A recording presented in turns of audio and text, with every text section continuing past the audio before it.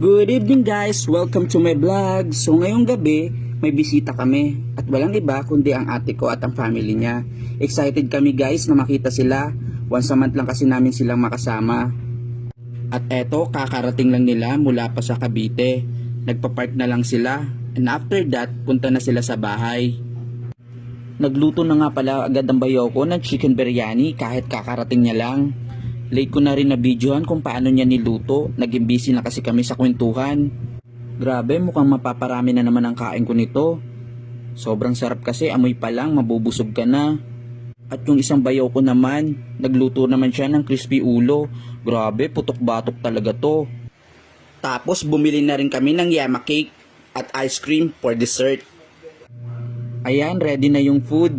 Pero bago yon, magdadasal muna kami bilang pasasalamat sa pagkain at biyayang natatanggap namin araw-araw. Dapat grateful tayo sa lahat ng blessing na dumadating sa buhay natin. Eto na nga, kakain na kami. Nagkakagulo na. Si mama huling-huli tinataga na yung ulo ng baboy.